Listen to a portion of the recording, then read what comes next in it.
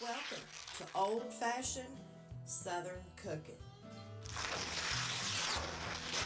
Hey guys, welcome back to old-fashioned Southern cooking. And today I wanted to show you all how I marinate my top sirloin steaks. So give me just a minute and I'm going to get you on the kitchen and I'm going to show you how I do this. Okay, y'all, let me show you this right quick. This is not real hard to do. This is very simple. I have 3 of the tender top sirloin steaks. These are Angus beef. So, but what we're going to do is I'm going to marinate these, and I've already got them tenderized even more. I had took my meat tenderizer and I kind of beat them down a little bit, covered them with saran on a cutting board, and I beat them down a little bit, made them a little thinner because they were quite a bit. They were pretty thick, and my husband and I don't like a really thick steak.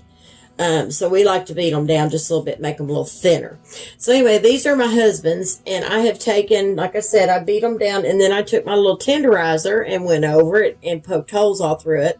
By the way, y'all, I don't know if y'all's ever seen one of these. Some of y'all may, some of y'all may not have ever seen one. But this is one of the tenderizers that you can get.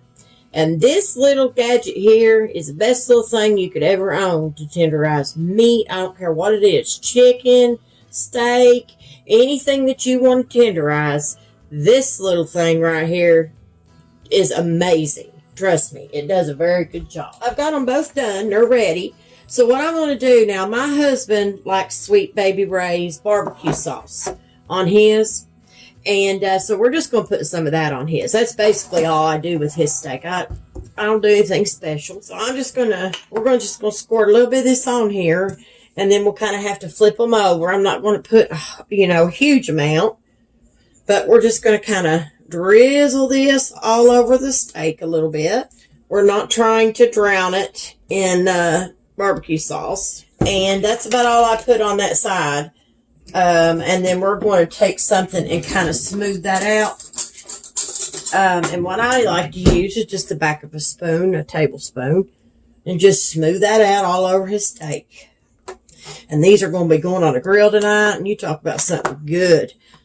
And it's just a beautiful day. So I thought, let's put these on the grill tonight. It'd be a nice evening to do that. Alrighty, so I'm going to get a fork, and we're just going to flip it over, and I'm going to get this back side, because we need a little bit more. We're going to have some on the back.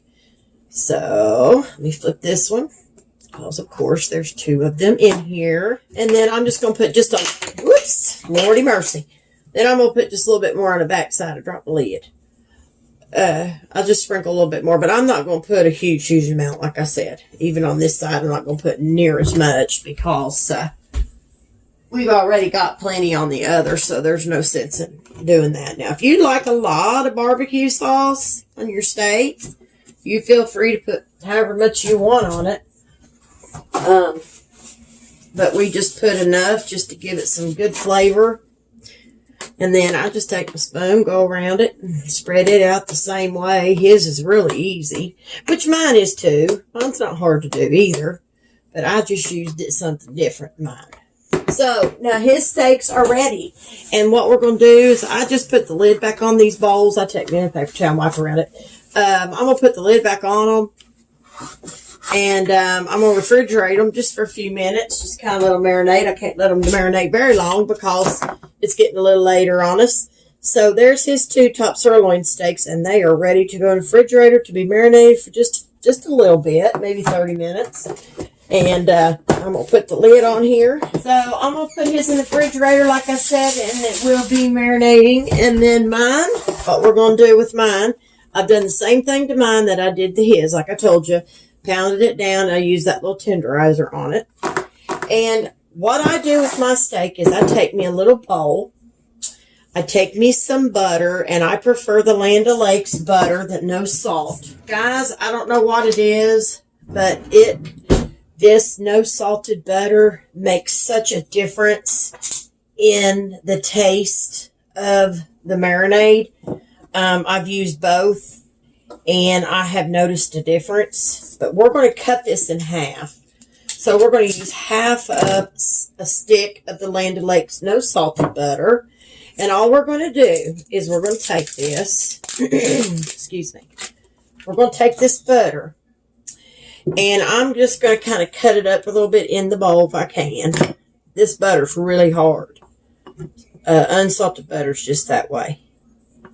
But it is good to make pies and cookies and things. That's one of your best butters to make pies and cookies with, I think. I mean, I've made them with salted butter too, but I found out that this unsalted butter it just does a good job in certain things like that. And it just, the flavor is awesome, especially on chicken and steak. Lordy mercy. So what I'm going to do, I'm going to take this over to the microwave and I'm going to melt this. I'm not going to melt it till it's boiling hot or nothing. I'm just going to melt it down a little bit. And then I'll bring it back over and I'll show you what else I put into it. So give me just a minute. Okay, y'all. I got my butter and it is melted. I melted it in the microwave. Now what I'm going to do is I'm going to take me a little whisk. And I'm just going to whisk this butter in a little bit first before I add anything to it. Just going to whisk that in good until it's all combined, because butter will separate. I meant to say. And then, next what we're going to do is tonight I'm in the mood for some Cajun. So we're going to use some New Orleans Cajun seasoning, and we're going to add this to our butter. And you talk about a good marinade, y'all. And I'm telling you. It is very good. But anyway, what we're going to do is we're going to take, and I'm knocking everything in the, Lord, my Lord, my Lord. Just a minute, y'all. Let me wash this whisk off. What we're going to do is we're going to take some of this Cajun, and we are going to get us 1 tablespoon with these noisy, rattly measuring spoons I got here.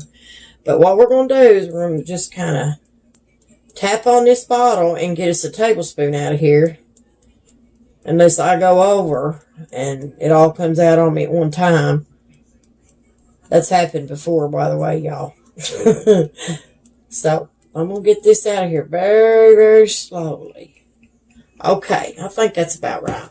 I'm going to use 1 tablespoon of the Cajun seasoning to half a stick of the Land O'Lakes melted butter. Whisk all that in. Now, you can use whatever kind of seasoning you prefer. If you like mesquite, garlic parmesan, that's one of my husband's favorites, too, is the garlic parmesan. Any seasoning that you like, you can do this way. It doesn't make no difference. As long as it's seasoning, it doesn't make a bit of difference, y'all. All right. So now that we've got this together, what we're going to do is pour this over top of our steak. Okay? And let me get the spatula. I just washed off a minute ago. And we're just going to pour this. Now, you're going to see some of that seasoning goes to the bottom. That's completely normal, so don't even worry about that. Just pour this over it the best you can everywhere. And we're going to lift it up. And we're going to let some of that run under there. Now, as you see, there's the seasoning there. And what I do is I just take it, I scrape my bowl, get all that extra butter out there. And I just kind of put it in different places. Because I can promise you, this will be one of the best marinades you've ever had. It is so good. Especially if you like a little hot, if you like a little temperature to your steak sometimes. Sometimes I do and sometimes I don't. But tonight I was in the mood for it. But a lot of the times I use mesquite. But I thought, Betty, tonight I'd just like to have some Cajun. And I think that'd be good. And it is. It's going to be good. I've used it on my chicken. I do my chicken this way too, y'all. So, just let you know, this is super good. Now, what you're going to want to do here, though, because, see, we've got it all over it, right? But what you're going to want to do is lift that steak up, because, see there? Ain't nothing under there. So, just let some of that run down under there. You're going to have to do that, because you need to get that on the bottom part of the steak, too. You need to get that whole thing covered with that marinade. So, we've got that in there, and, y'all, that's all there is to it. That's all I do to make my marinades. They're very simple. And it's going to be good. Trust me, it's going to be delicious on the grill. We're going to have some baked potato. And I'm going to make us up a little tossed salad with cucumbers and everything. And, of Going to get some yeast rolls. We're going to have some of them, and it's going to be delicious because it's a beautiful day, and that's just what we decided we were going to do. So anyway, guys, I hope you've enjoyed this video of my marinades. And as you've seen, they both are very easy, especially my husband's. That one's always the easiest. Just pour some barbecue sauce on there and throw it in the refrigerator and let it sit and marinate for a little while. And mine's pretty easy as well, but it is absolutely delicious. I'm telling y'all. Y'all need to try this. So anyway, guys, I hope you've enjoyed this. And I thank you so much for watching my video. If you don't mind to go over to Facebook and like, share, and follow my cooking page, I would greatly appreciate that. If you don't mind, head on over to YouTube and hit the like and the subscribe button. Anyway, guys, listen, I hope y'all stay safe out there, but always remember to keep God in your heart and God in your life. Bye. As always, thanks for watching Old Fashioned Southern Cooking. Don't forget to like, subscribe, follow, and share.